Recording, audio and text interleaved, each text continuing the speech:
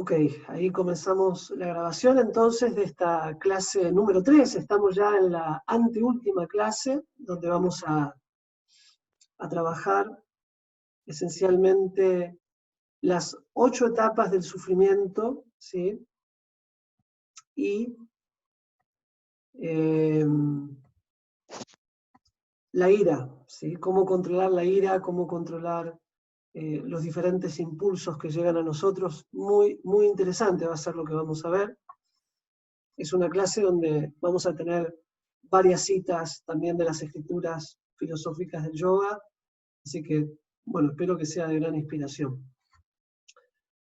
Básicamente lo que estuvimos viendo en la clase anterior fueron las ansiedades, ¿sí?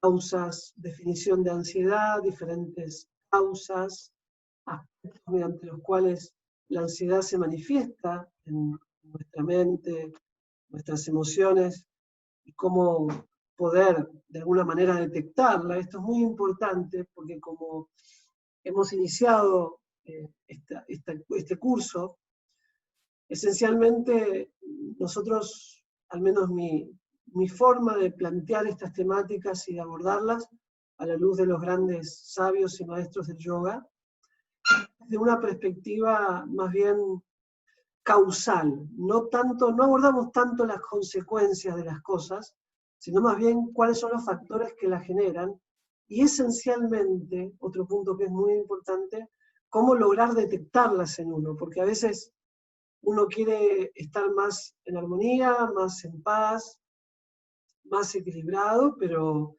no sabe realmente qué emoción está predominando en ese momento.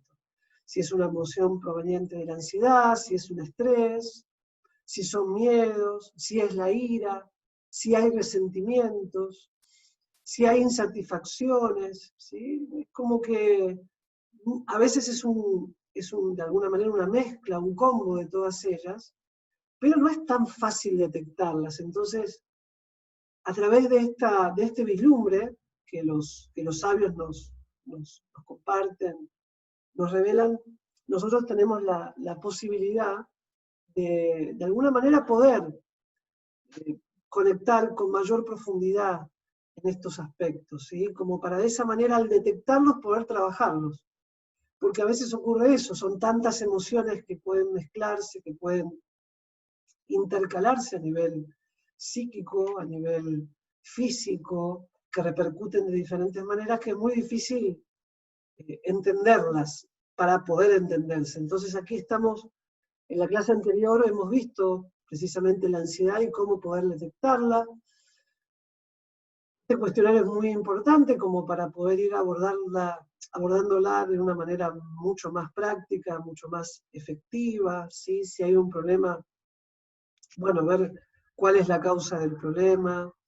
En esencia, primero, cuál es el problema, luego, qué es lo que genera el problema, lo generó. Siguiente punto, cuáles son las posibles soluciones y cuál es dentro de toda esa meditación que nosotros abordamos, cuál es la mejor solución. Esto es importante, siempre que hay un problema, siempre que hay una situación de conflicto, o que hay alguna necesidad, alguna carencia emocional, algún tipo de malestar también, pueden ser varias cosas, es importante buscar la salida de una manera progresiva y de una manera consciente, ¿sí? Y consciente implica positivo, porque lo consciente es aquello que nos eleva, lo positivo es lo que nos eleva, lo negativo es lo que nos degrada, o lo que nos debilita, ¿sí? Entonces, ok, hay un problema, ¿no? Acepto que hay un problema, porque a veces podemos vivir de alguna manera u otra negando los problemas. En este caso, para solucionar y entender la ansiedad y poder trascenderla para que no genere tanto daño en mí y en los demás, primeramente debo hacerme cargo del problema. Hacerme cargo no significa hacerme responsable, si es que yo no tengo, digamos, responsabilidad al respecto. Si tengo responsabilidad, por supuesto que sí.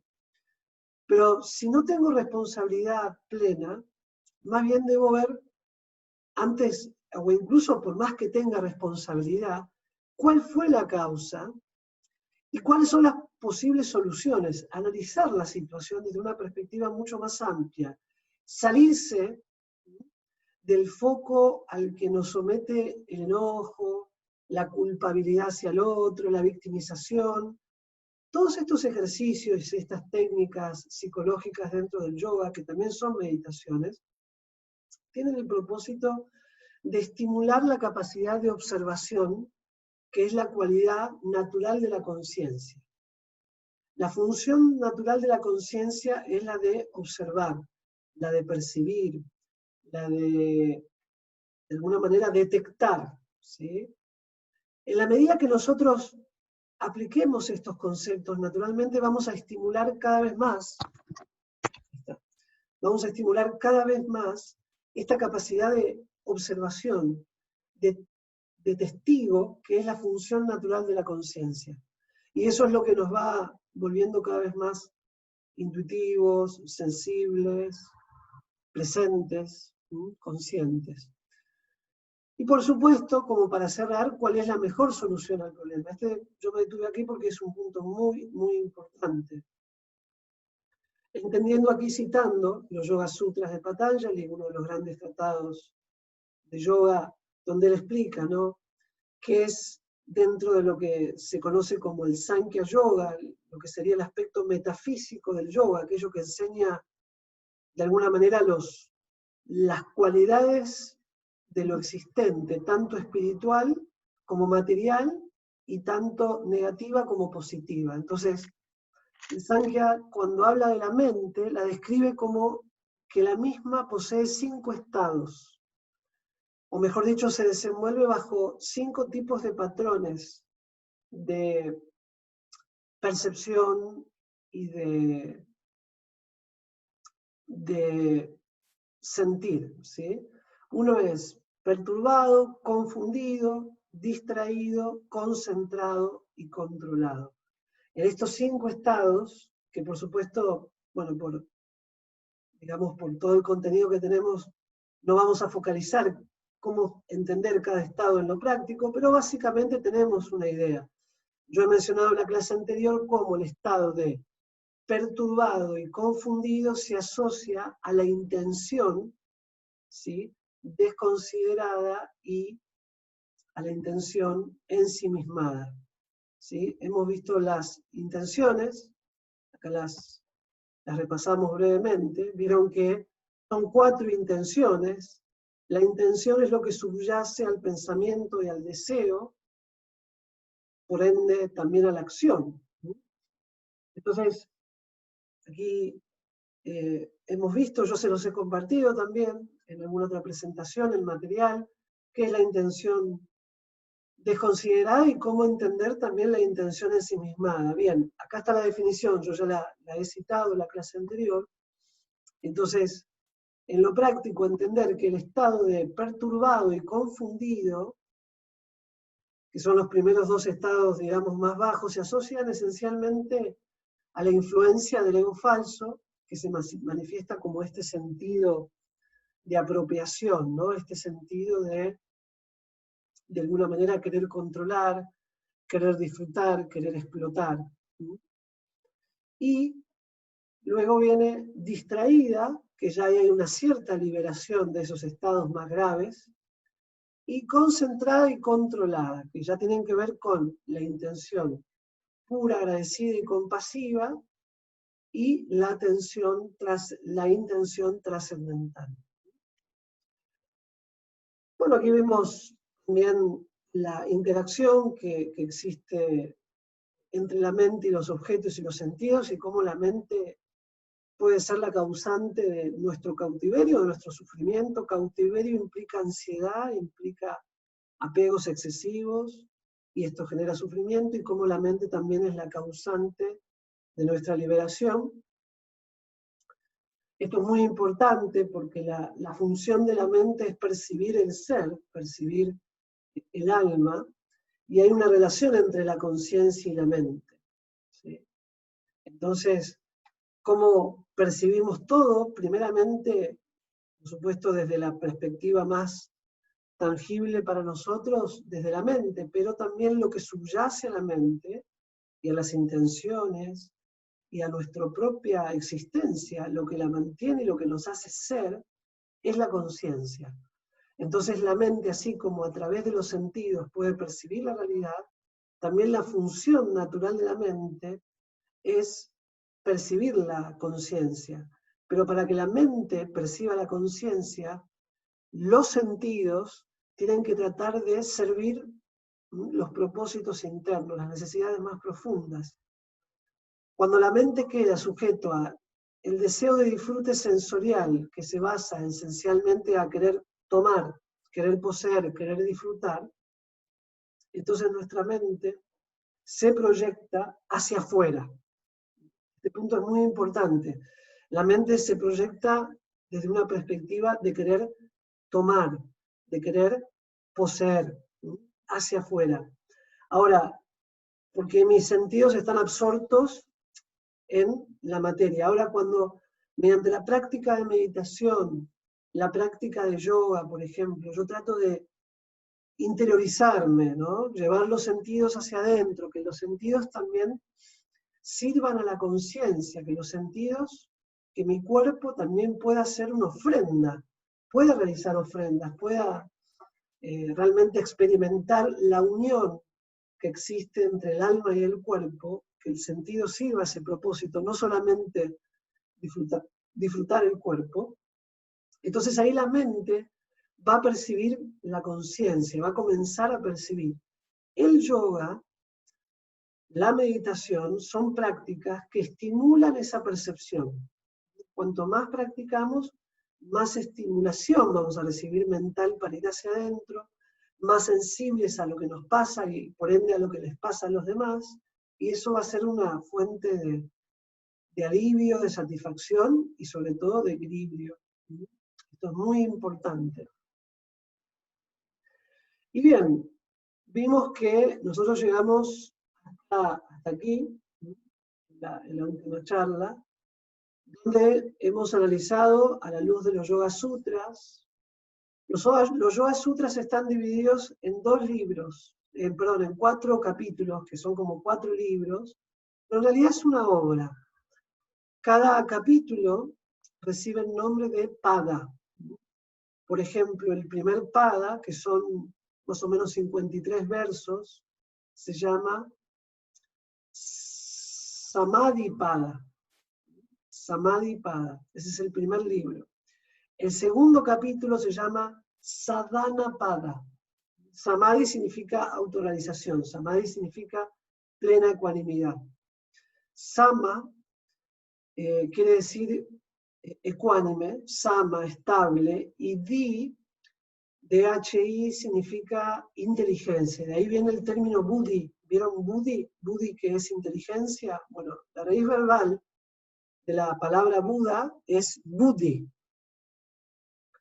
que es inteligencia. Buda es aquel que se ilumina mediante su inteligencia, su capacidad de análisis, de reflexión. Bu es luz, Di es inteligencia, Buddhi. Esa es la raíz en sánscrito de la palabra Buda. Recuerden, ¿no? Yoga, mantra, karma, Buda.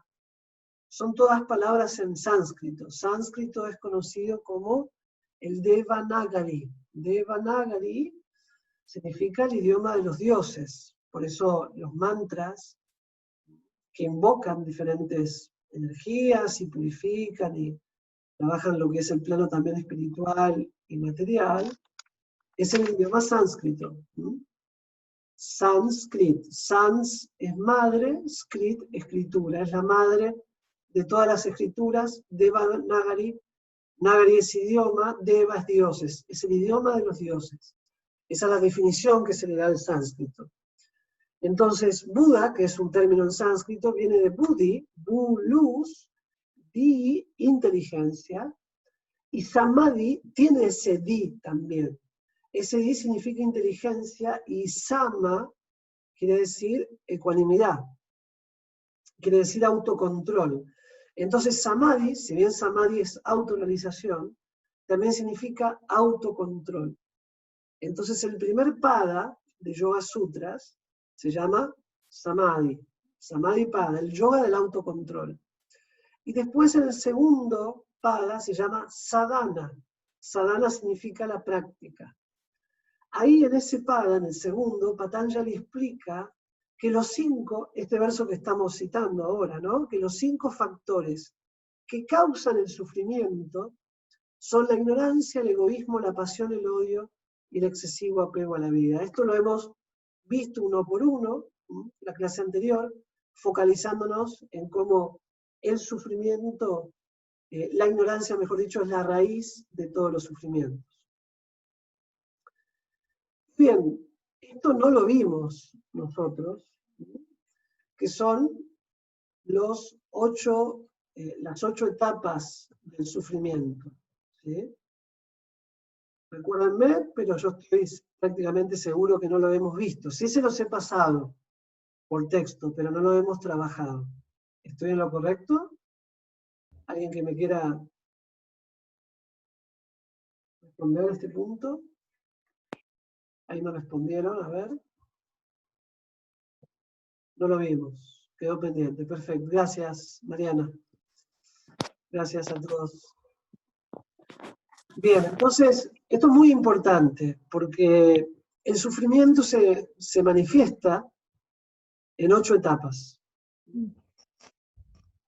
En 8 etapas significa que, ¿qué quiere decir en 8 etapas? Que tiene todo un progreso el sufrimiento y que son etapas que tenemos que pasar. Por ejemplo, la primera de todas las etapas es un estado de shock. ¿Por qué? Porque cuando experimentamos un sufrimiento tiene que ver con algún tipo de pérdida, de angustia. Por ejemplo, perdimos un ser querido, perdimos un trabajo, perdimos un aspecto de nuestro, digamos, perder, ¿no? Perdimos, o se terminó una relación, o ¿no? Una separación. Todo lo que se asocie con una pérdida, en la mente se toma como algo que repercute en sufrimiento. Entonces cuando, digamos, de ahí viene la angustia principalmente. Entonces cuando el primer estado, digamos, que se manifiesta ante esta situación en particular, de vuelta, pérdida de ser querido, pérdida de un trabajo, pérdida de una relación, pérdida de dinero, hay muchos tipos de carencias que pueden estar y que me pueden generar sufrimiento. Acá no estamos hablando que esté mal que estas pérdidas generen sufrimiento, lo que estamos diciendo es que ellas repercuten en 8 partes y que tenemos que tratar de trabajarlas para que las mismas no generen estragos emocionales y daños psicofísicos. La primera etapa, de vuelta, no hay que reprimirlas, pero hay que saber detectarlas. La primera etapa es el estado de shock. Este estado de shock se asocia principalmente, como vemos aquí, tiene más que ver con la condición física, que también se relaciona con el aspecto sutil o psicológico. El impacto, azoramiento, shock, generalmente actúa en auxilio de la persona para lidiar con la ansiedad, el miedo y la pérdida. Prácticamente el shock como que entumece, puede paralizar a una persona.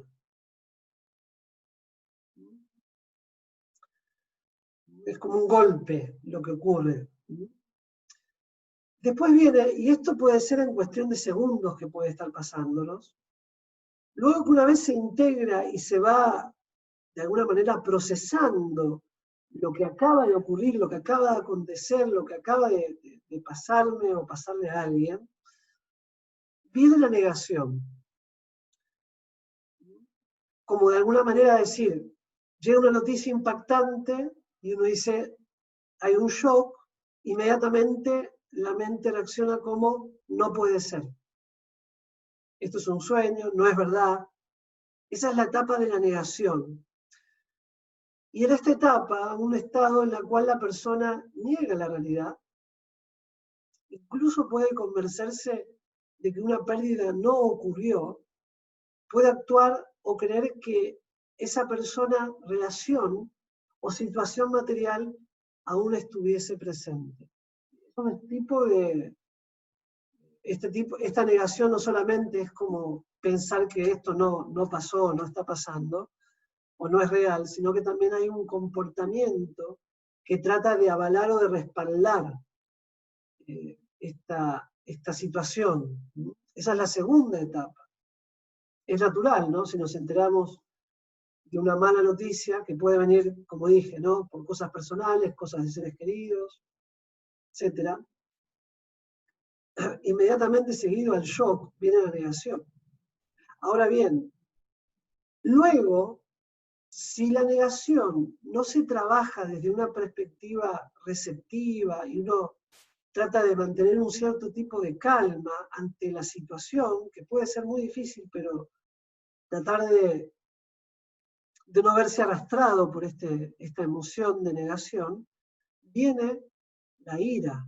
Si uno no logra, de alguna manera, armonizar esta negación, lo que va a ocurrirnos va a ser que nos enojemos mucho. Y la ira, a ver, por ejemplo, ¿no? En un aspecto que tiene que ver, digamos, con algo conyugal.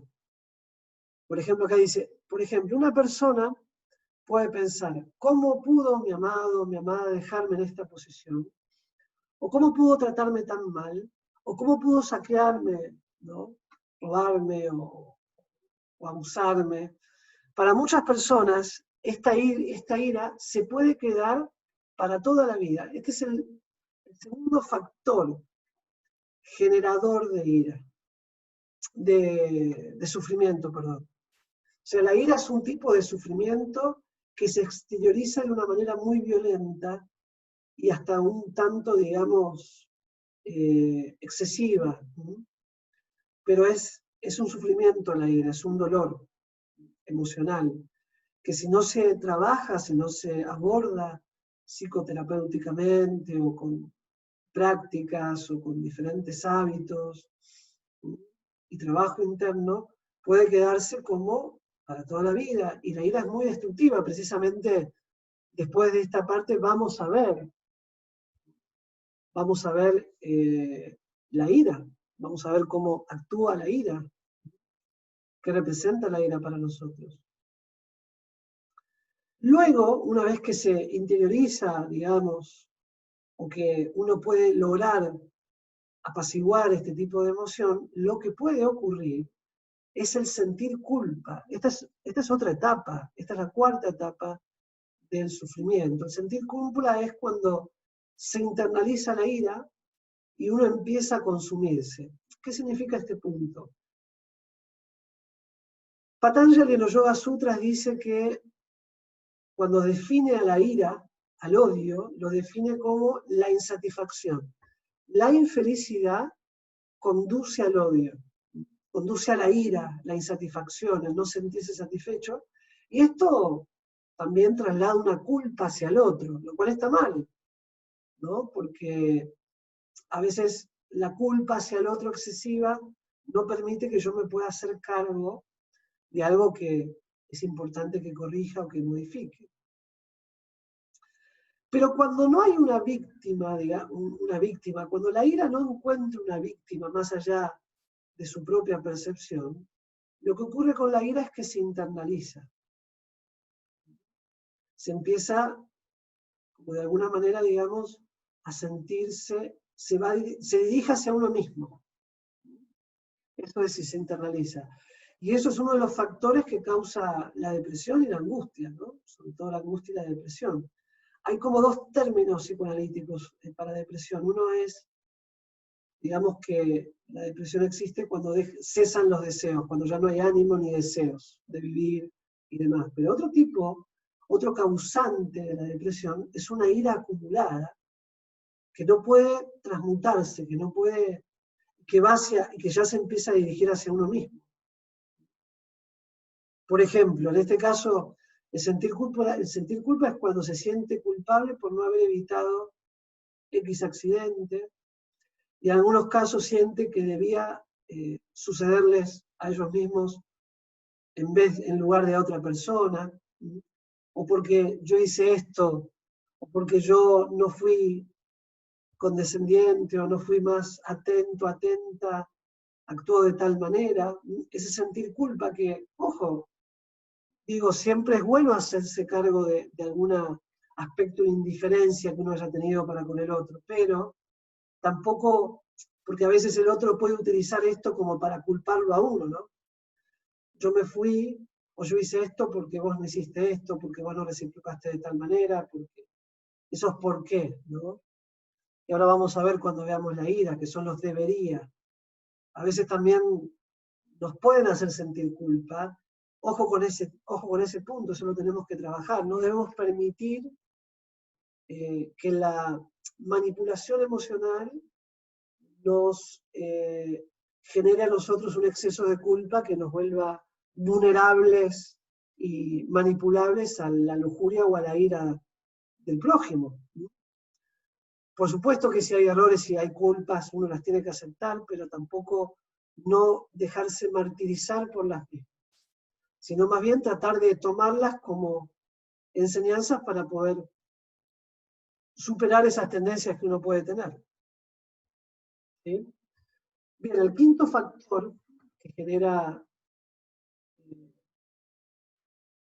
ansiedad, perdón, sufrimiento, angustia, ¿no? Este es el quinto factor, es el miedo. En este estado en particular, surge como un temor particular a que la pérdida suceda nuevamente. Esto se da también en las relaciones, ¿no? Hay como un miedo, y este miedo genera un tipo de ansiedad a creer que uno puede volverle a pasar algo negativo que le pasó. Esto es como ensayar un resultado desfavorable, ensayar un resultado, digamos, negativo, algo que todavía no ocurrió. Y esto nos hace ir, fíjense qué interesante este punto, se explica en el yoga que hay 3 tipos de gunas, o 3 tipos de modalidades, se llaman modalidades de la naturaleza. Tengo una línea que me corta la imagen, a ver si ahora al sacarla. Se llaman 3 modalidades de la naturaleza material, ¿sí? Son las 3 gunas. Ahí salió, buenísimo. Estas 3 gunas son Sattva guna, bondad, Raja guna, pasión, y Tama guna, ignorancia. Sattva, que es la modalidad de la bondad, es la más importante a desarrollar y a cultivar porque es la modalidad que nos, digamos, nos purifica, la modalidad que nos eleva. La modalidad de Sattva guna es la modalidad más alta de todas. Y después está Tama guna, que es la más baja, la que más se asocia a la ignorancia, al dolor.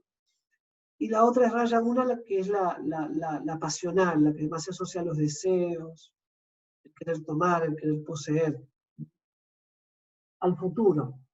Entonces, Tama guna, la modalidad de ignorancia, nos lleva hacia el dolor, hacia el pasado. Y Raja guna nos lleva hacia el futuro. Sattva guna, la que es la modalidad de la bondad, nos sitúa en el presente. Se explica que en el campo de las sensaciones, de la satisfacción, nunca vamos a tener una satisfacción quedándonos con una perspectiva hacia atrás, ni tampoco vamos a lograr tener satisfacción a través del futuro y lo que puede ser. La única forma que nosotros estemos más controlados, satisfechos y plenos es en el momento presente. Y esto es en la modalidad de la bondad. La bondad es el presente. Lógicamente, no es tan fácil estar en el presente, pero es la modalidad en la que más satisfacción se experimenta. Lo que ocurre con nuestra mente es que el miedo, en este caso, que es el quinto factor del sufrimiento, puede actuar de una manera en la que yo quede sujeto al pasado. Eso es modalidad de ignorancia, Tama guna, dolor, pesar, culpa, o proyectando un resultado negativo en el futuro. Entonces, mientras tanto, en el presente, la relación se me va diluyendo. O como diría John Lennon en una canción, él dice, la vida se vuelve aquella cosa que se nos pasa mientras hacemos otras cosas. Aquello que nos pasa mientras hacemos cosas, ¿no? Va pasando la vida y voy perdiendo, de alguna manera, estar en contacto con la mística que implica el presente, que implica la conciencia, que implica la observación. Por eso, cuando hablamos de un ejercicio de conciencia que es autoobservarse, a la luz del conocimiento, por supuesto, y que esto estimula la conciencia, esto, naturalmente, la observación nos lleva hacia el presente. El propósito, precisamente, de este curso, de todo este taller, es que estemos situados en el presente, que entendamos cómo podemos ser también nuestros propios, hasta un punto, esto lo digo hasta un punto, ¿no? Terapeutas, entender que también podemos escuchar los consejos del guía interno, del gurú del corazón, ¿sí? Del maestro interno, o en otras palabras, de la voz de la conciencia, ¿no? Que no es diferente de la divinidad, del ser supremo, como diría Freud, del super yo, dentro del corazón. Entonces, tratar de no ensayar resultados negativos y tratar de estar más de novio o enamorarse de uno mismo en ese sentido, ¿no? No por eso no enamorarse, me refiero de otros, pero sí tratar de conciliar con uno mismo. El sexto aspecto que genera sufrimiento es el dolor y el pesar. Aquí vamos a leer. El miedo y el dolor permanecen en todas las etapas de diferentes maneras, en todas las etapas del sufrimiento. Sin embargo, es más prominente en este punto. El dolor existe en las etapas de shock, pero queda en el fondo de la conciencia debido al entumecimiento, ¿no? A la parálisis. En el periodo de negación, la persona reprime el dolor y la tristeza. La negación es una forma, esta definición es muy buena, ¿no? La negación como mecanismo a reprimir el dolor y la tristeza, cosa que no tenemos que reprimir. Pero tampoco tenemos que apegarnos a sufrir y a estar tristes todo el tiempo. Hay lugar para el dolor, hay lugar para la tristeza, pero también hay lugar para el desarrollo, hay lugar para la alegría. Que una cosa no quite la otra. Pero esto es peligroso, porque si una persona continúa reprimiéndose, peligroso es la negación, ¿no? Reprimiéndose en lugar de sufrir genuinamente, ¿no? Liberar el sufrimiento significa sufrirlo. No será capaz de moverse al siguiente peldaño, que ahí vamos a verlo, ni de madurar a partir de la experiencia. El siguiente peldaño es la aceptación de la realidad. No solo el espiritualista, aquel que practica, esto es muy importante, ¿no? Los grandes problemas también surgen o nos afectan precisamente porque quizás a veces carecemos de práctica espiritual. Por eso es muy importante incorporar en este sentido la práctica espiritual. La aceptación de la realidad, no solo el espiritualista encuentra una resolución a los problemas, sino que también puede adquirir realización, aprender, de alguna manera, comprensión por experimentarlos, compasión y un gran sentido de empatía, pasando por todas las etapas previas de una manera sana. O sea, por las etapas previas es inevitable que pasemos cuando hay un sufrimiento. Ahora, tenemos que aceptarlas. Este es el punto, no reprimirlas, no negarlas. Pero una vez que pasamos por estas etapas, también es muy importante progresar a través de las mismas para poder de todas formas aceptar la realidad y liberarnos de las cadenas que generan los miedos, la negación, el dolor y el pesar. ¿Por qué? Porque la octava etapa es la regresa a la búsqueda del amor. La persona en duelo ha pasado el proceso digamos, de sufrimiento, está mal traducida esta parte, y está progresando. Pasó el proceso de negación, shock, culpa, miedo, pesar, ¿no? Son emociones, como dijimos, los sentimientos se asocian a pensamientos relacionados con emociones. Entonces, aquí estamos sintiendo el sufrimiento, pero se está asociando con pensamientos, con una buena inteligencia, con pensamientos conscientes. Entonces esto hace que naturalmente recuerde el afecto de la persona de cuya asociación carece y permita que ese amor salga, que ese amor siga. Esto reemplaza el shock, la negación, la ira, la culpa, el dolor y el pesar. En este punto el individuo experimenta empatía, compasión y poderosas realizaciones. Compasión y empatía es algo muy, muy similar. Compasión en latín viene de compasio, que significa sentir al otro. ¿Sí? Sentir lo que el otro me está expresando. Hasta incluso puede que me lo exprese de mala manera. Entonces, este punto es muy importante, ¿no? La compasión como el mecanismo, como aquello que se basa en una mentalidad incluyente, en una mentalidad mucho más receptiva.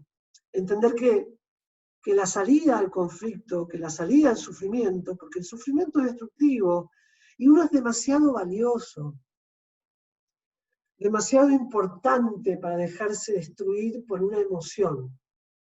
¿Sí? Uno tiene demasiado caudal de virtud, demasiada luz, conocimiento, uno es un alma eterna, entonces es como, ¿no?, echarle agua a ese fuego que vivifica y ilumina mi ser, el sufrimiento. O sea, lo debo dejar, debo permitir que él mismo se manifieste, pero entender que el amor, en fin de cuentas, es lo que tiene que surgir de todo eso. Por eso la compasión se basa en una mentalidad incluyente, sentir al otro, para eso hay que sentirse a uno mismo. Sentirse significa aceptarse.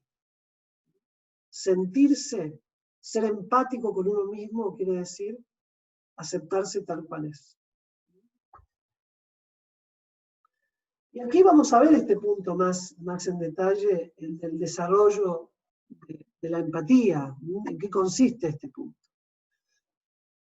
Profundizar en nuestra propia psique o entender la psique de otra persona es muy difícil, a no ser que uno haya pasado por algún trauma, dolor o sufrimiento. Es a través de las experiencias que una persona se enriquece si consigue salir exitosamente. Entonces, a través de las experiencias vamos a enriquecernos, ¿sí?, si logramos salir exitosamente, ¿no?, de un sufrimiento. Entonces, los sufrimientos también nos vienen a fortalecer para que ayudemos. Ayudándonos también podemos ayudar a los demás. En muchos casos, la única forma de lidiar con el dolor también es a través del dolor. Debemos reconocerlo, identificarlo dentro de nosotros. Para ello necesitamos nombrarlo, enfrentarlo y liberarlo. Muy importante, ¿sí? Reconocerlo, enfrentarlo, nombrarlo, aceptarlo para de esta manera poder liberarlo, no negarlo, no reprimirlo, porque eso genera el efecto opuesto.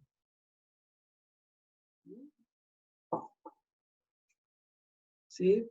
El desarrollo de la empatía, como vemos, comienza en nosotros, a través de la aceptación. Empatía también significa, la palabra empatía viene de simpatía, ¿no?, que quiere decir simpático, también quiere decir como receptivo, como aquel que toma, ¿no?, aquel que recibe.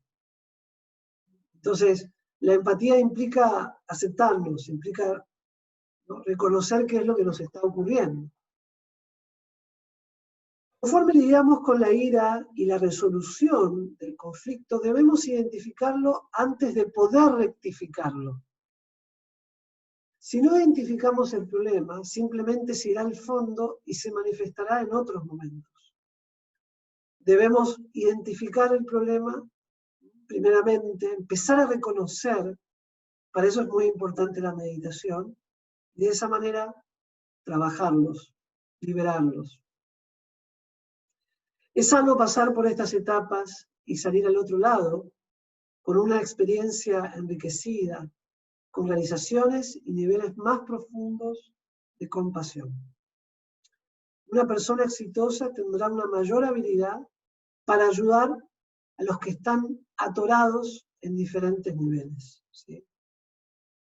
Entonces, nuevamente, muy importante lidiar con la ira, no reprimirla, pero tratar de, como es una emoción, de pensarla desde una perspectiva que no genere negación, que no genere una victimización hacia el otro. Bien. Aquí me podría centrar mucho más en cada punto, pero tenemos el siguiente, que es muy importante. Les voy a mostrar un anticipo del mismo. Estamos hablando de la ira. ¿Sí? Ahora vamos a trabajar el tema de la ira. Pero bueno, antes, no sé si hay alguna pregunta que quieran realizar. Voy a habilitar los audios por si alguien quiere expresarlo por audio o por chat. A mí me gustaría hacer una pregunta, Maharaj. ¿Sí? Reverencias, ¿cómo está? ¿Qué tal? Usted dijo que la depresión venía de la ira, ¿entendí bien?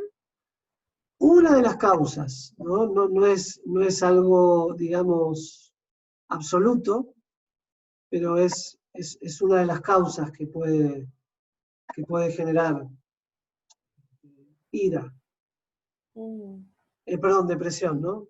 O también cómo se manifiesta, ¿no? La depresión también es un tipo de, si no se aborda correctamente, también puede generar ira, puede generar mucha frustración. La frustración es otro tipo de ira, recuerden esta definición, ¿no? Patanjali define al odio como aquello que lleva a la infelicidad. O sea, la infelicidad, la insatisfacción, conduce al odio. Entonces, un factor que genera ira, uno de los varios que pueden haber, que genera depresión es la ira, ¿sí? Pero también la ira propia, la depresión propiamente dicha, también puede generar ira, tiene ese potencial la depresión de generar ira. ¿Se retroalimentan? Digamos, si no se logra salir o abordar correctamente, por supuesto. Por supuesto. O sea, en esencia, la ira es un depresor, ¿no? O sea, la ira desanima, la ira quita energía, la ira lastima, ¿no? Es una emoción depresora la ira. Gracias. Por favor, entonces es muy importante, como cuando hablamos de depresión, también o hablamos, porque hay niveles de depresión, ¿no? O sea, no es que todos son todas iguales. Entender que como la ira, hay también diferentes niveles de ira, pero ambas necesitan un cierto tipo de catalizador para que lo mismo no se genere o no se establezca de una forma permanente. Necesita ser abordada, necesita ser canalizada. Son emociones que tenemos que trabajar continuamente, porque la ira nos destruye. O sea, no es que la ira en un momento... Hay un verso en las Escrituras que explica que hay dos tipos de enemigos que no van a tener ningún tipo de piedad sobre nosotros y pueden destruir todo lo que haya de positivo. Uno es la lujuria, la explotación, y el otro es la ira. No tienen ningún tipo de piedad, ni sobre los demás, ni sobre nosotros, la ira. Fíjense, los grandes crímenes, las situaciones más violentas, provienen precisamente de estados emocionales iracundos. Mucha frustración.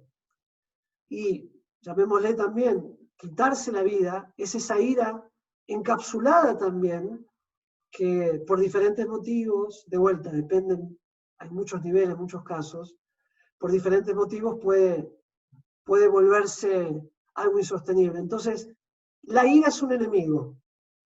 Nosotros a veces creemos que por expresar la ira vamos a lograr un mayor alivio, pero en realidad la ira lo que genera es justamente un mayor dolor, posterior al momento de ser expresada. Por eso es muy importante tocar estos temas. Claro, todavía no he hablado de la ira, ¿no? Pero trabajarlo, ¿no? Bueno, buenísimo. Continuamos entonces, si les parece, no sé si hay alguna pregunta más.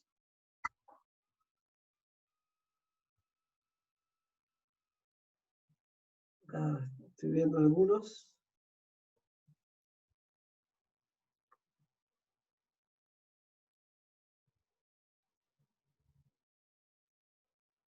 Bueno, continuamos.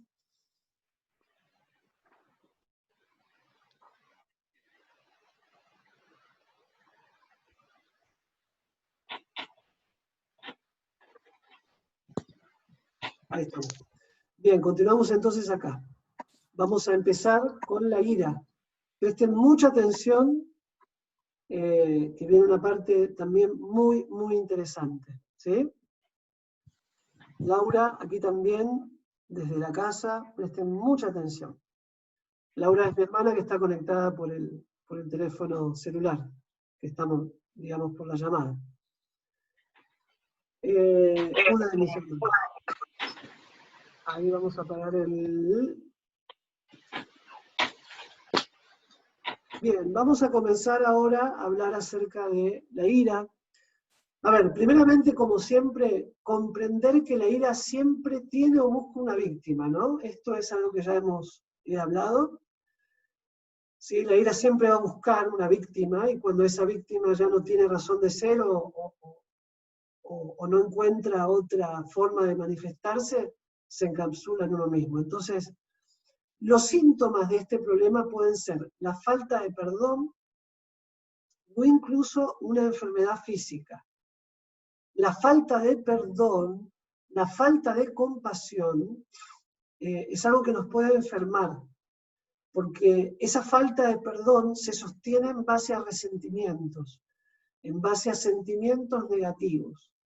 Muy importante perdonar, eso es algo que vamos a hablar la clase que viene, por eso quería primero hablar de la ira como para conectarlo, la ira y el perdón, digamos, en realidad el perdón es el gran bálsamo para la ira y para el resentimiento y para lo que realmente nos está quejando, pero primero debemos entender este enemigo de la ira que está dentro de nosotros. Si nos desenvolvemos por la vida con una intensa frustración, negatividad, esa energía afectará al cuerpo en forma negativa. Entonces, la frustración es otro tipo de ira. ¿Sí? Es otro tipo u otra forma de ira, el estar frustrado. Entonces, no demos mucha cabida o tratemos de reconocer y trabajar algunos sentimientos de frustración, porque los mismos pueden repercutir en brotes de ira y de lastimosos, tanto para nosotros como para los demás.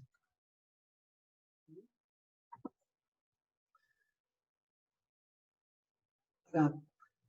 A ver, vamos acá a ver dos puntos, ¿no? Mediante el conocimiento del miedo y la ira como nuestros enemigos, entender que el miedo y la ira son nuestros grandes enemigos, tendremos mayores oportunidades para evitar a estos enemigos o de reducir la efectividad de sus ataques. Esto es muy importante, reconocer.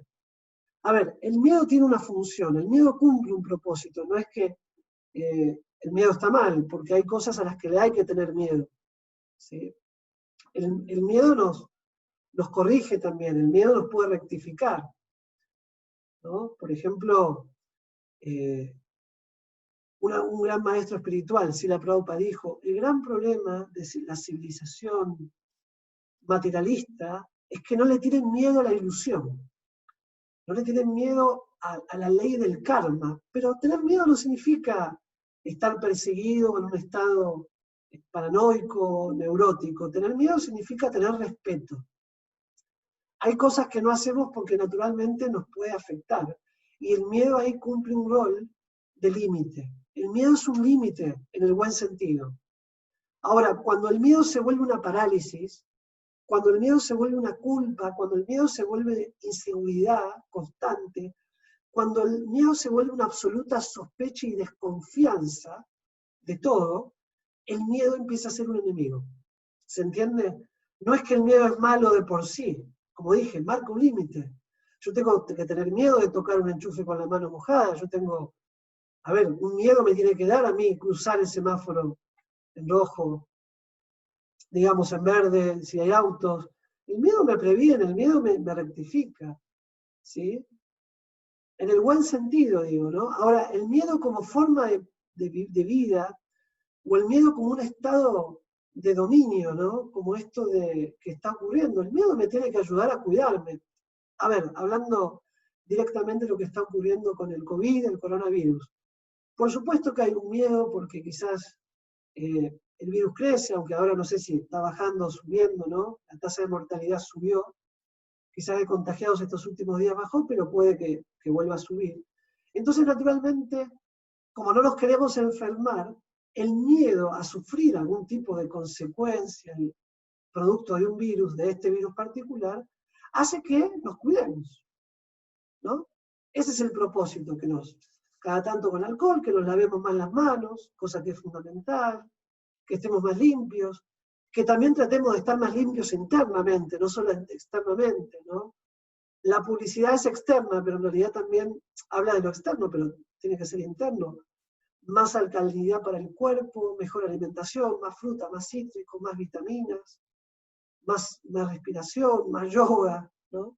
Fortalecer el sistema inmunológico. Ahora, que esta situación me genere un miedo permanente y como una cuestión de que me va a ganar en algún momento, o este miedo perseguido del pensamiento, como visualizando una tragedia, ese miedo ya se vuelve algo negativo para mí. O sea, el miedo en este caso nos hace tener respeto, y está bien que le tengamos respeto, que si tenemos que estar en cuarentena estemos, pero no pasarnos de vuelta con ese miedo porque nos puede generar mucha angustia. Por supuesto, hay otros factores que generan angustia en relación a la situación, que de repente, si uno tiene un negocio o un trabajo y no lo puede tener o no puede en estos momentos, por supuesto que un tipo de angustia y de miedo al futuro va a venir. Pero de vuelta, entender que si ese miedo no se trabaja y no proyecta algo positivo en mí, y un cambio o algo a trabajar, a desarrollar, entonces se vuelve parálisis, se vuelve entumecimiento. Y eso es lo que tenemos que tratar de evitar, porque eso es lo que nos ataca a nosotros. Nos volvemos el blanco de nosotros mismos. Entonces hay que reconocerlo y abordarlo con cierto criterio práctico. Enemigos tales como la lujuria, la ira y la avaricia se apoyan el uno al otro en varias coaliciones. La lujuria, la ira, la avaricia, a veces atacan al mismo tiempo en un estado anímico vehemente y agresivo. Esto ocurre cuando la lujuria y el anhelo no se satisfacen. Entonces, cuando la lujuria que nunca se satisface se manifiesta como un estado permanente de percepción y de análisis, entonces es muy importante entenderlo, ¿no? Que la lujuria, la ira, la avaricia, la envidia, son diferentes síntomas que van a generar en mí un estado anímico vehemente o agresivo. O a veces uno se puede preguntar, ¿por qué estoy tan agresivo? ¿Por qué no me logro escuchar? ¿Por qué estoy tan ansioso? Bueno, algunos de estos aspectos pueden estar interactuando y debemos tratar de abordarlos de una manera bien positiva, de reconocerlos. Primeramente, acá estamos hablando en una etapa de reconocimiento. Aquí tenemos las escrituras védicas desde tiempo inmemorial, nos hablan de estos síntomas. ¿Sí?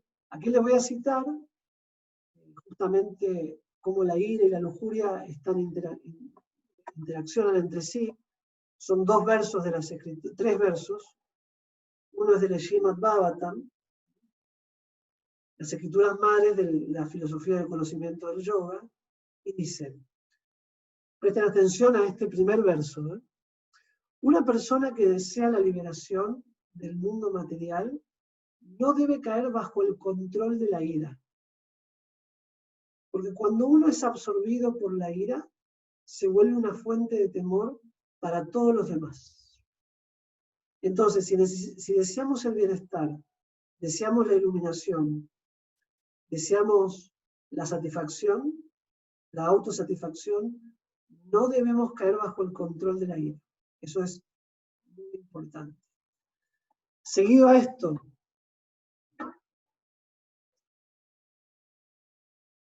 ¿qué es lo que genera ira? ¿No? Entonces aquí hay una secuencia de versos. Uno es en el Bhagavad Gita, que Krishna dice, al contemplar los objetos de los sentidos, una persona va a desarrollar apego por ellos. De este apego por los objetos nace la lujuria, el deseo de disfrutarlos, y de la lujuria surge la ira, porque el disfrute nunca es permanente. Entonces siempre que uno quiere disfrutar materialmente de algo, va a llegar un momento que no va a alcanzar. Es como una adicción, es como si fuese de alguna forma una droga, ¿no? No se encuentra una plena satisfacción en el acto de tomar algo y, ¿no?, mantenerlo, porque también eso genera sus daños, su pérdida de energía, su pérdida de fuerza, lo mismo con el disfrute, ¿no? El disfrute material estoy hablando, va a llegar un momento que no va a colmar mi expectativa y que se va a transformar en ira. De la ira, Krishna dice, surge la ilusión, y de la ilusión, la confusión de la memoria. Cuando la memoria se confunde, se pierde la inteligencia. Y cuando la inteligencia se pierde, la persona cae de nuevo al charco material. Esta es la secuencia mediante la cual, porque la ira tiene un origen. Entonces, al contemplar los objetos, en la mente se desarrolla apego por ellos, ¿sí? De este apego surge, nace la lujuria. Vemos que de la lujuria surge la ira, de la ira la ilusión, uno se olvida de sí mismo. Fíjense cómo la ira es un estado emocional que hace que uno, en el momento que la perciba, digamos, en el momento que la vivencie, ya no es uno mismo. Cuando uno está enojado, uno se puede volver monstruo. La ira genera un olvido de sí mismo. Y ese olvido hace que se confunda la memoria. Esa ilusión que surge de la ira hace que uno se olvide quién es. Se olvide que es un ser consciente, se olvide que es un alma, se olvide que es un ser de luz. Y cuando la memoria se confunde, la inteligencia, la capacidad de raciocinio, de reflexión, se pierde. Entonces, cuando no hay inteligencia, no hay discernimiento, no hay capacidad de reflexión, no hay análisis, entonces ahí se cae al charco material. Un charco, fíjense, la característica de un charco es que hay agua estancada. El agua estancada se ensucia. El agua estancada puede generar mal olor, ¿no? Virus, pestes. De la misma manera, la mente, cuando se habla de caer al charco material, significa un tipo de mentalidad estancada en la ira, estancada en la ilusión. Entonces es muy importante liberarnos de este tipo ¿no?, de estados emocionales, o al menos reconocer el orden progresivo de los mismos. Aquí tenemos a Krishna y Arjuna en este diálogo que se da en el Bhagavad Gita, como lo ven en la imagen. Arjuna dijo, oh descendiente de Vishnu, en mérito a qué uno es impelido a los actos pecaminosos, incluso sin desearlo, como si fuera por obligación. Entonces, Arjuna, ante estas declaraciones de Krishna, porque Arjuna es el que está escuchando las palabras de Krishna del Bhagavad Gita, le pregunta, entonces, ¿qué es lo que nos puede llevar a nosotros o nos lleva a hacer el mal, aún sin quererlo, sin desearlo, como si fuésemos obligados, como si actuásemos por acto reflejo de una manera negativa, ¿no? Entonces, Krishna, la suprema personalidad de Dios, dijo, es solo la lujuria, Arjuna, la que nace del contacto con la modalidad material de la pasión y que más tarde se transforma en ira, la cual es el enemigo pecaminoso que todo lo devora en este mundo.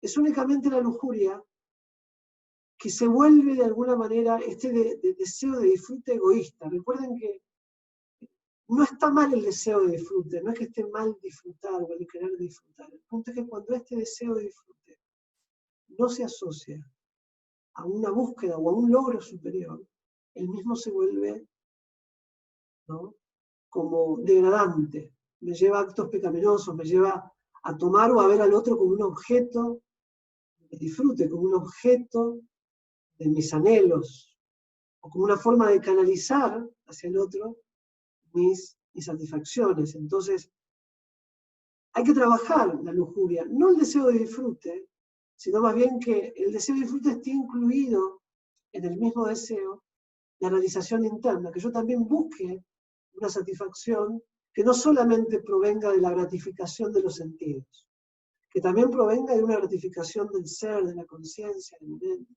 la inteligencia. Y hacia eso apuntan las prácticas yógicas. Bien, aquí ya vamos a incorporar un efecto, ¿sí? Factores detonantes de la ira, esto es muy importante, son 5 factores detonantes. Vamos a ver un poquito estos puntos. Entre más alimentemos ciertas emociones y adicciones, recibimos más de las mismas reacciones. Entre más actuemos con ira irracional, más la integraremos a nuestra existencia y, como vimos antes, más nos degrada, más nos hace sufrir y, por supuesto, más hace sufrir a los demás. ¿Sí? La expresión de la ira por sí sola no causa alivio. Esto yo lo he mencionado antes. No es que por expresar la ira yo me voy a sentir mejor. En realidad, debido a que la ira se relaciona con los elementos del estrés, una expresión física puede liberar algo de tensión, pero no siempre. El estrés usualmente se quedará y saldrá nuevamente en otra situación. Tensión va con acento, perdón. Ya sea que proyectemos la ira a una persona real o la sustituyamos, la ira solo se reforzará e incrementará. ¿Sí? Entonces, la ira se relaciona con los elementos del estrés. Por eso primero hablamos de la ansiedad, que es un aspecto asociado al estrés. Y segundo, hemos tratado el tema de la angustia, ¿no? Porque también la ansiedad se manifiesta como en un tipo particular de angustia.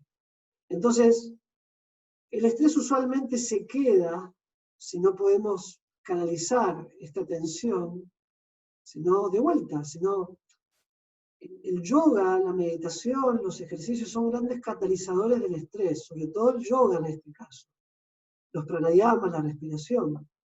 Entonces es muy importante trabajarlos para de esta manera, a través de la liberación de los mismos, ¿no?, proyectarnos a una realización superior. Si no sustituimos, si no liberamos la mente, por eso los mantras, ¿no? Man es mente, mana, tratra y date liberación. Si no logramos liberar esas tensiones mentales, purificar la mente, entonces esta ira se refuerza e incrementa. Vamos a llegar a los 5 factores de la ira, ¿no? Los 5 deberías. Uno de los patrones de pensamiento mediante los cuales la ira se puede manifestar es en el deberían y en los culpables. Y de vuelta, cuando ese debería la realidad que yo genero o que proyecto en el otro, que el otro debería hacer esto, el otro, es lo que yo debería hacer. El otro, ¿sí?, proyecta en mí un espejo de lo que yo debo realizar, de lo que yo debo lograr, de lo que yo debo trabajar. Vamos a ver estos 5 deberían. Vamos a clasificar a estos deberían en 5. Primero, este debería es muy interesante, porque es que debido a que tengo un deseo, otras personas deberían responder a él. Aquí, estos deberían tienen que ver con justificativos que mi mente puede utilizar para manifestar ira. Entonces, debido a que tengo un deseo, recuerden que el debería siempre incluye un otro. Otras personas deberían responder a él. Antes que nada, otra persona tiene sus propios deseos, pero no siempre armonizan con los nuestros. Para rectificar esta tendencia nociva, necesitamos abandonar el egoísmo y valorar más a otras personas y ser más reflexivos. ¿Sí? De alguna manera, ¿no?, como tengo un deseo, tengo una necesidad, los demás deberían saber, o como por ejemplo, yo hice esto por él o ella, deberían reciprocar. Todo esto implica y se respalda también en un sentimiento o pensamiento egoísta. ¿Sí? Entonces, este tipo de debería, este tipo de intención, es algo que tenemos que trabajar. Esto se asocia a la intención también. ¿Sí? ¿Cómo? Valorar más a las otras personas, ser más reflexivo, más tolerante, no reclamar tanto de los demás, tratar de ver lo bueno y de que también entender que cada uno tiene sus luchas. ¿Cuáles son los otros deberías? Aquí tenemos otros 2. Debido a que tengo ciertas ideas, otras personas deberían tenerlas. Entonces podemos caer en la ira si la persona se desvía de nuestro estándar. Todo depende de nuestra mentalidad. Generalmente pensamos que otros deberían tener la misma mentalidad o código de ética, incluso de pensamiento, pero la circunstancia de cada quien es distinta. Entonces esto como que querer que el otro piense igual, a veces cuando hay discusiones políticas, o ahora, ¿no?, que está habiendo discusiones de cómo sobrellevar la cuarentena, si se abre, si se cierra, a veces las personas se pueden tomar muy personal las discusiones. Esto tiene que ver con tomarse personal una idea distinta y no escucharse y no darse el lugar y el permiso de aceptar que el otro puede pensar distinto. Y el tercero, y con este vamos a dejar para después ver los otros 2, para no apabullarlos de mucha información. Hoy creo que hemos visto muchos puntos, ¿no? El tercero es, si un problema se desarrolla, la otra persona debe cambiar. O sea, si hay un problema o si yo tengo conflicto con alguien, el otro es el que tiene que cambiar. Ese es el otro debería, ¿no? La otra persona debería cambiar, porque el problema lo está generando el otro. Entonces, cuando surgen los problemas, queremos que las otras personas cambien en vez de nosotros.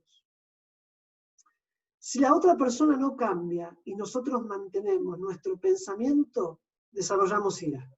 Este punto es fantástico, ¿no?, de reflexionar. O sea, cuando surge un problema, queremos que los demás cambien en vez de nosotros. Y si la otra persona no cambia y nosotros mantenemos nuestro pensamiento, entonces ahí viene la ira. Necesitamos comprender que las percepciones del otro, el karma, la configuración astrológica incluso, ¿no?, y las realizaciones pueden ser completamente diferentes a las nuestras. ¿Sí? Yo, este punto de los debería, bueno, vamos a ver los 2 que faltan, pero la próxima clase vamos a retomar y vamos a seguir repasando estos puntos, porque son muy importantes. Los deberían, porque son los factores que generan ira, son las causas. No podemos trabajar un síntoma sin abordar lo que lo generó.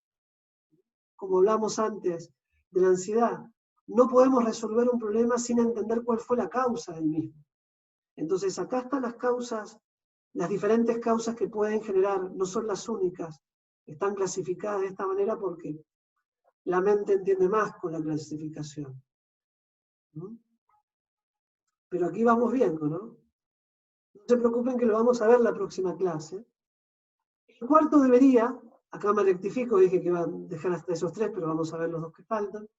Si me amas y te importo, deberías hacer, etcétera, etcétera, etcétera. Si me amas y te importo, entonces tenés que hacer esto por mí. Este debería depende de una suposición, esto es muy interesante, ¿no? El resultado que esperamos depende de lo que asumimos acerca de cómo piensa la otra persona. El resultado que esperamos va a depender de cómo asumimos acerca de lo que piensa o de cómo piensa la otra persona. Este es un debería que tiene que ver con el reclamo, que tiene que ver con el mérito. Como yo hice esto, y como me tenés que importar, porque yo te quiero, de tal manera que vos también me tenés que querer de lo mismo, tenés que hacer esto porque yo hice esto por vos. Entonces, si no lo haces, todo esto puede generar ira. ¿Sí? Ya habilito los micrófonos cuando lleguemos a las preguntas. Y el quinto, que es el más delicado y uno de los más, también, son todos muy actuales, ¿no? Es, como me has lastimado y me siento herido o herida, me tengo que vengar. Ese es el quinto factor causante de ira. Debido a cierta interacción negativa en una relación, una persona querrá lastimar a la otra en venganza, lo cual es absolutamente nocivo.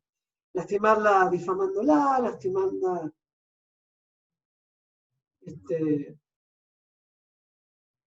hablando mal de la persona, lastimándole, haciendo algún daño a un ser querido, o sea, hay muchas formas. Y estos aspectos son otros de lo que genera ira. ¿Sí? Bien, ahí están los 5 factores que tenemos que ser muy cuidadosos, detectarlos. Todo esto, por supuesto, ustedes lo van a tener, estas diapositivas. Y bueno, darle un poquito de espacio a las preguntas, si las hay, como para dejar hasta aquí. ¿Sí? Creo que hasta aquí fue bien, fue bastante información, creo, ¿no? Así que, bueno, algunos se identifican con algunos puntos. Analía menciona, bueno, Lileshwari menciona que se identifica con algunos. Analía menciona tal cual con los deberías, están tan innatos en nuestra humanidad. Claro, es un aspecto humano, pero no por ser humano tenemos que justificarlo. ¿Sí? Eso es muy importante también analizar, o sea, sí, estos deberías están, estas causas de sufrimiento también están, pero bueno, ¿cómo los trabajamos? ¿Sí? Porque tampoco decir, a veces, no lo digo por tu caso, Analia, fue muy atinado tu comentario, porque es verdad, es muy humano, pero a veces las personas en general justifican estas emociones y le dan rienda suelta, ¿no? Y eso no ayuda a sanar. Todo lo contrario, ¿no? Eso lastima aún más. ¿Puedo hacer una pregunta? Por supuesto, ¿quién habla? Yo, Adri, ¿cómo estás? Me parecía, Adri, me parecía. Dale, vos. ¿Puede que nosotros nos identifiquemos con una de esas 5 ítems? Sí. Y en ese caso es el que debemos trabajar y ya estamos en ese proceso de que tenemos esa ira por dentro nuestro. Porque hay algunos que me identifico más que otros. Bueno, justamente... Más que todo en el pensamiento, ¿viste? En el caso de que a veces me cuesta que los otros piensen diferente. Claro, claro. Sí, puede que No alguna... tanto así en el 5 ni en el 4, pero en ese caso ya estamos en ese camino y necesitamos como trabajarlo, porque de lo contrario hay algo dentro nuestro que nos hace ruido siendo como una ira. ¿Sería así? Exacto, exacto, ¿no? O sea, es muy interesante porque, claro, es un tipo de frustración, un tipo de enojo. ¿Mm? Digamos, Claro. esos son los detonantes de enojos, pero algo que no vimos y que vamos a ver, porque vieron que yo mencioné antes, aquí yo les voy a mostrar nuevamente la imagen, en relación a lo que vos preguntás, Adri, que están los debería, pero ¿cuáles son los otros que faltan? Son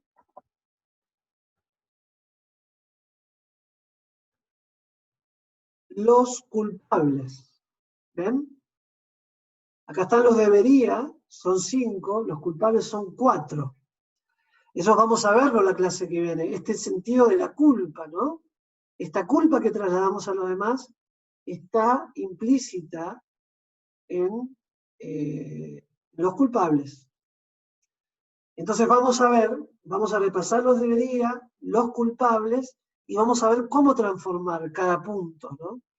Cómo abordar cada punto, en este caso, sobre esto que mencionabas de estos pensamientos. Pero sí, es muy bueno esto y esto es lo bueno, viste, Adriana y todos, de poder a través del texto, a través de la reflexión, poder decir, uy, este es el que me predomina, o este es el que más me predomina. Bueno, de eso se trata. Ese es el propósito del encuentro y de todos los encuentros, poder detectar como para, en todo caso quizás no se pueda solucionar, no se pueda trabajar, o cueste transmutarlo, pero al menos, ¿no? Sí, está bueno como desglosado porque uno lo puede como ver más en uno, en cuál se Exacto, identifica más. Está muy bueno desglosado así. exacto, Entonces uno puede trabajar sobre ese puntualmente, que cuesta más. exacto. Está muy bueno. Qué bueno, gracias. Gracias a vos, Swami. Gracias. Ahí tenemos Sami, ¿cómo estás, Sami? Un gran saludo a Sami Sánchez. Qué bueno poder leerte por acá. Una gran amiga también de la escuela, muy querida. Bien, tenemos tarea. Bueno, ahí vamos a la pregunta de Nina. ¿Shock y negación es instinto de supervivencia? Digamos que es interesante la pregunta también, porque en un punto podría decirse que sí, sobre todo la negación, pero si no se aborda, digamos, si no se sale de ese lugar, se vuelve como destructivo. ¿Mm? En primera instancia es como querer solucionar, pero en realidad es muy breve lo que nos permite sobrevivir una situación, porque de todas formas, si no la guardamos, si no la aceptamos, si nos negamos la capacidad de aceptar una noticia o una situación, ya se vuelve como algo destructivo. Pero instintivamente se podría decir que sí, Nina. Sí, sí. Sole, en cierto momento me sentí identificada con el 5, pero he llegado a verme a mí misma y a entender que no es bueno para nadie. Exacto, ¿no? Uno ve que en realidad lo que le hace mal a uno, o todo lo que uno manifiesta como un factor motivante de ira, en el caso de los debería, son cosas que también le hacen mal a los demás. Porque la ira involucra, así como la compasión implica a los demás, y es entrar en el círculo sanador, en el perdón, en la liberación, en la fuerza espiritual. la ira también involucra a los demás y afecta, por ende también como ser emocional, el afecto es recíproco para conmigo también, ¿no? Exacto, Sole. Sami pregunta, ¿el apego a esas emociones son destructivas? El apego a esas emociones son destructivas. Poder detectarlas y trabajarlas es imprescindible. Bueno, gracias. Linda exposición. Bueno, muchas gracias, Sami. Sí, es importante. Es importante porque a veces, como decíamos, ¿no? Se aborda el conflicto, pero no las causas. Entonces, cuando hablamos de ira, cuando hablamos de ansiedad, cuando hablamos de estrés, tenemos que remitirnos a las causas, porque sin remitirnos no podemos superar esos dolores emocionales, digamos, ¿no? Ofelia dice, intenso y mucho para trabajar. Sí, Ofelia, hoy fue intenso, ¿no? Realmente es un tema intenso, la ansiedad, la ira, sobre todo lo que vimos, ¿no? Hemos visto contenido bien profundo y bien interno, y por supuesto esto lo hace ser intenso. Y como dice Vir aquí, ¿no? Es muy liberador verlo, darse cuenta, sentirlo, reírse y dejar ir. Bueno, gracias por la apreciación de la clase. Exacto, Vir. Ya es como decís vos, ya verlo es como decir, bueno, es por acá. Ahí está la puerta, digamos, ¿no? Ahí está la lucecita que me indica el camino. Quizás todavía no llego al camino, quizás todavía sigo pisando con cuidado, sigo tropezándome, pero al menos ya sé dónde está el faro. Entonces eso es lo importante del conocimiento, ¿no? Bueno, Mariela pregunta, estoy en plena vivencia de la ira, depresión y perdón. Trato de continuar siendo consciente de qué produjo mi enojo en el pasado y trato de trabajar en conjunto a mi familia. Pero si mi familia no trabaja también sobre el problema, vuelvo a caer en ira y ellos también. Gracias por tus aportes. Bueno, claro, de alguna manera de vuelta, ¿no? Ahí cuando obligamos a que los demás hagan o realicen lo que yo necesito o lo que yo quiero, también caemos, vos lo estás respondiendo ahí, uno de los factores que genera ira, ¿no? Yo creo que en este caso es importante centrarse en uno mismo. Y como diría Mahatma Gandhi, ¿no? Ser el cambio que uno quiere ver en el otro. Ser el cambio que quieres ver en los demás. Conviértete en ese cambio. Porque todos queremos un país mejor, todos queremos una sociedad mejor, todos queremos un bienestar, pero ¿qué hacemos? ¿No? A veces el querer no implica el hacer. Cuando el querer se asocia con el hacer, eso es yoga, eso es unión. Tenemos que tratar de unir el querer con el hacer, y no el querer y que el hacer implique el reclamar al otro, porque, como vos bien lo decís, eso también nos genera ira, ¿no? Bueno, hay muchos mensajes, bueno, gracias. Claudia de Santiago del Estero. Me gustaría que expliques más la relación de ira con el suicidio. Bueno, Clau, si me das para la próxima clase, para no extenderme ya mucho, voy a hablar del tema. ¿Sí? Cuando hable de los culpables y demás, vamos a tocar un poquito ese punto.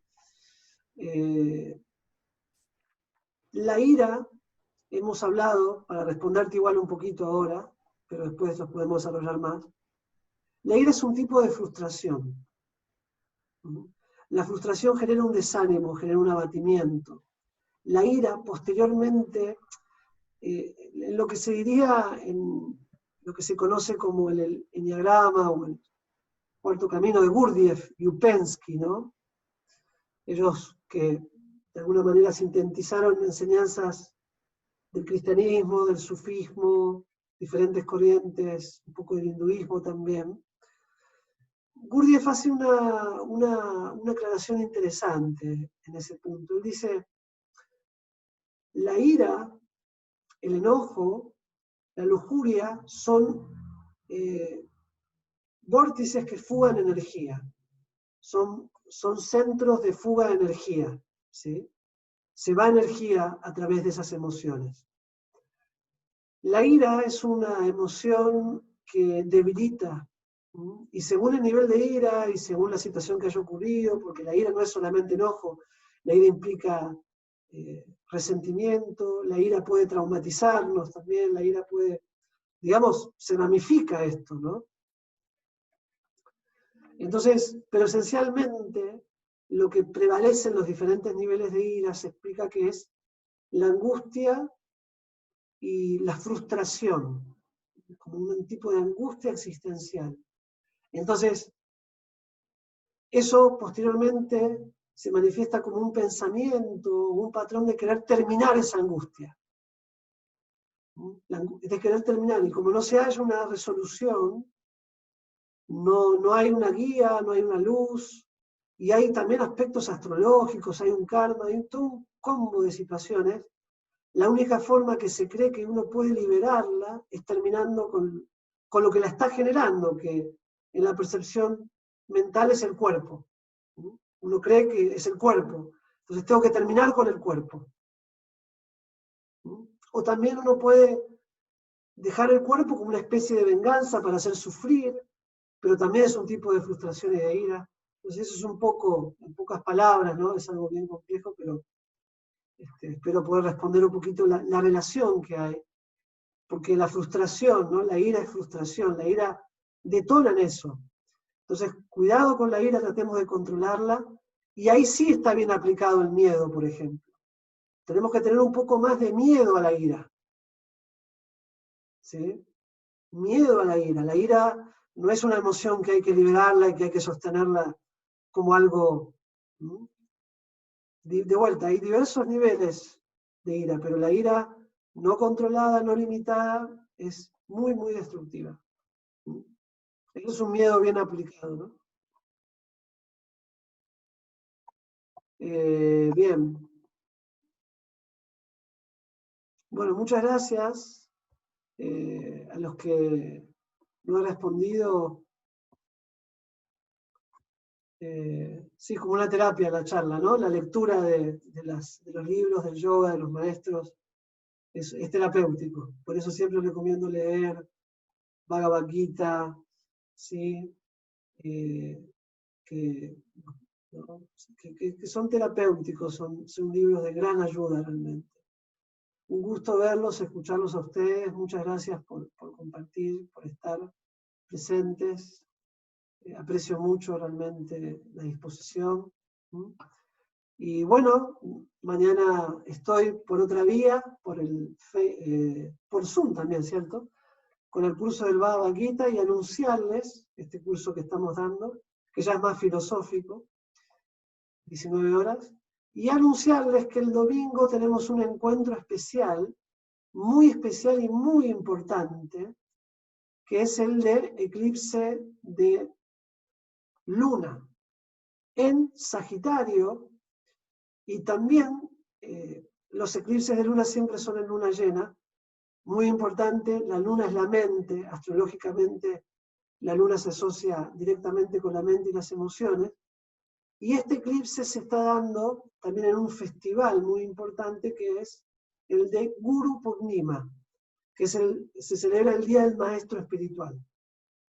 Así que es un día muy auspicioso por 3 motivos. Porque es luna llena, porque el eclipse es un momento muy introspectivo y es auspicioso para las prácticas y la meditación. Seguramente hagamos una previa meditación. Y tercero, porque es el Día del Maestro, para también poder, en ese día tan especial que es por el calendario astrológico, recordar y honrar al Guru, ya que Sagitario, dentro de lo que es el sistema del zodiaco, está regido por Júpiter, y Júpiter es el Guru de todos los planetas, Brihaspati.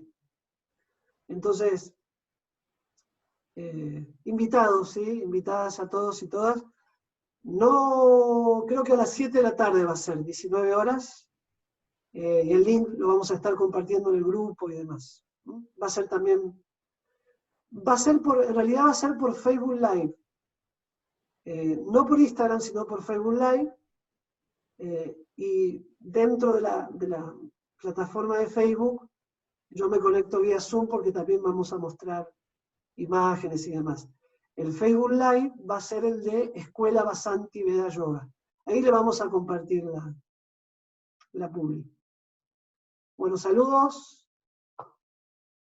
Sole Aquino, Erika, Claudia, Dani, que salió hace un ratito, Mariana, Mar, Gaby Pérez, Guillermo, Augusto, Ofelia, Mariela, Romina, Lileshwari, Mohini, Marina Teresa. Bueno, un gusto saludarlos nuevamente.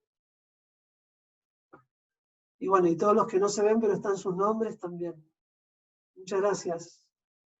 De todas partes, ¿no? Nos vemos, qué bueno. Mariana Férez. Ah, ahí se están mostrando. Qué bueno. Se las ve ahí conectadas, qué bueno. Mañana les voy a estar pasando los textos y el audio-video de la charla, ¿sí? Muchas bendiciones. Hasta mañana o hasta el domingo. O hasta siempre. Gracias. Namaste. Que estén bien.